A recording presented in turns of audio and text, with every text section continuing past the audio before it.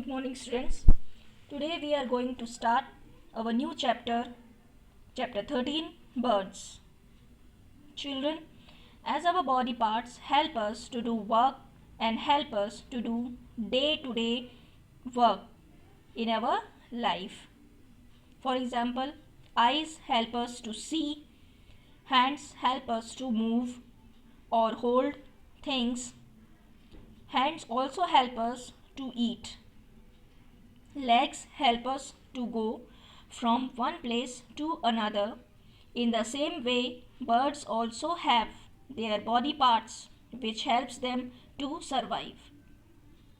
Students, जैसे हमारे body parts hands, eyes, years, legs हमारी हेल्प करते हैं कुछ काम करने के लिए, डे टू डे हमारे वर्क कंप्लीट करने के लिए, इन द सेम वे बर्ड्स के भी कुछ ऐसे बॉडी पार्ट्स होते हैं जो उनकी हेल्प करते हैं उनके लिए.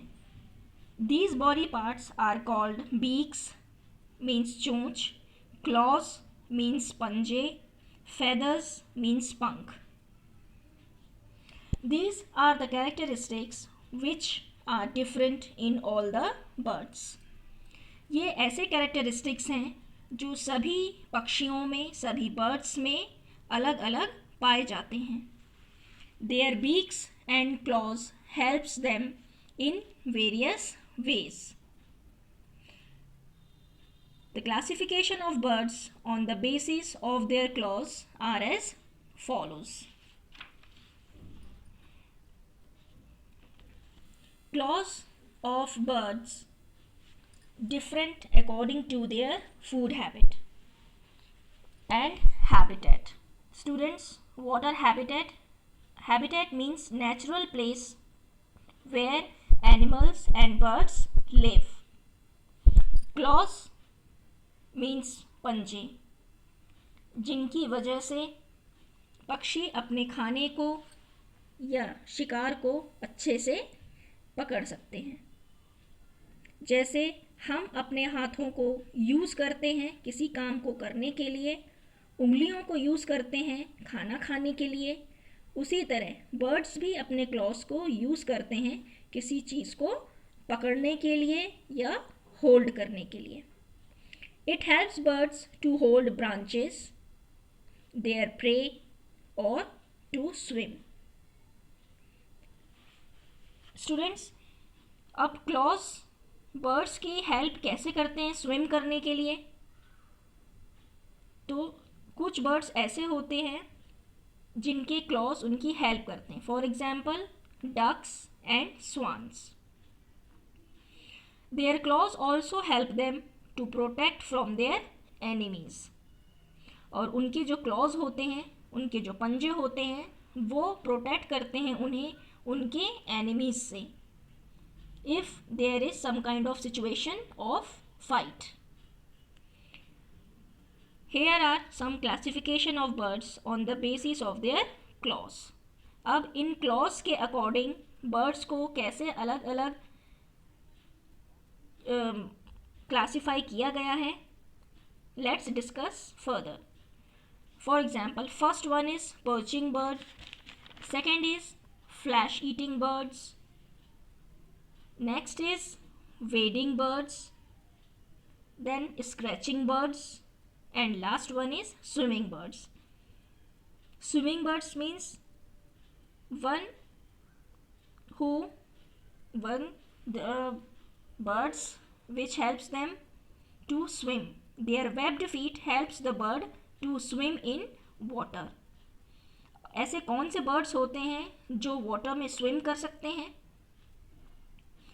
For example ducks and swans.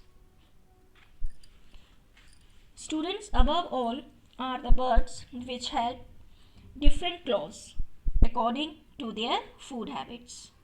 Now we are going to discuss about beaks of birds. Beaks means चोंच. Students, you all have might seen birds beaks. आपने देखा होगा कि पक्षी जो बर्ड्स होते हैं वो कैसे अपनी चोंच में कुछ पकड़कर अपने घोंसलों पर लेकर जाते हैं, चाहे वो चीज़ उनके घोंसले बनाने के लिए होते हैं, और कुछ ऐसी चीज़ें होती हैं, some kind of small insects, जो वो अपने यंग वंस के लिए पेट भरने के लिए लेकर जाते हैं. So sometimes their beaks helps them to eat और होल्ड स्मॉल थिंग्स. तो उनकी जो बीक्स होते हैं कुछ चीज़ें पकड़ने के भी काम आते हैं और कभी कभी खाने या अपने बच्चों को खिलाने के भी काम आते हैं. Things like dry leaves, small twigs means small टहनियाँ, छोटी छोटी सूखी टहनियाँ, and small insect etcetera. All these things they hold with their beaks.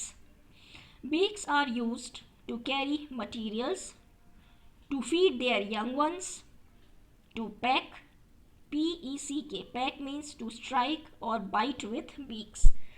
कभी कभी जो बर्ड्स होते हैं वो अपनी बीक्स को यूज़ करते हैं फाइट करने के लिए, and to make noise.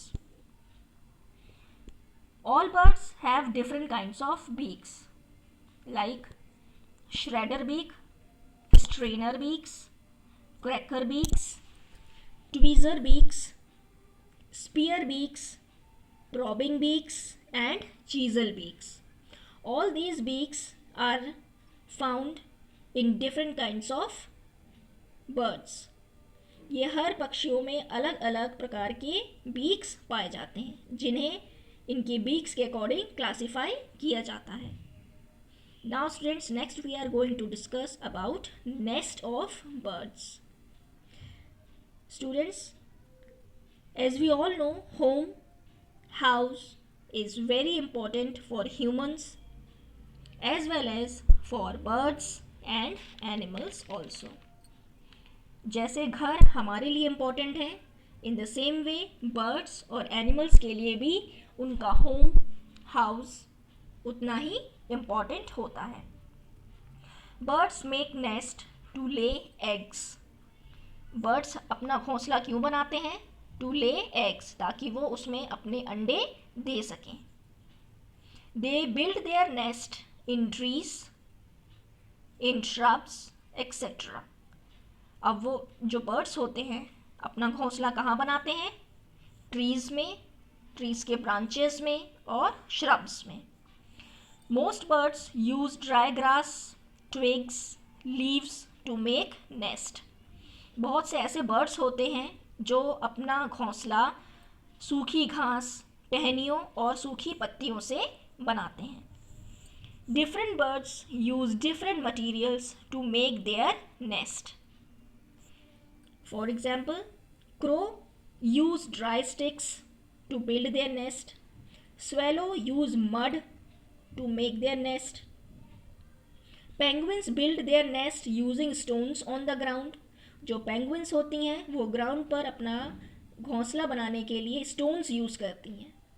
Tailor bird sew leaves together using silk, grass, thread or wool to make their nest.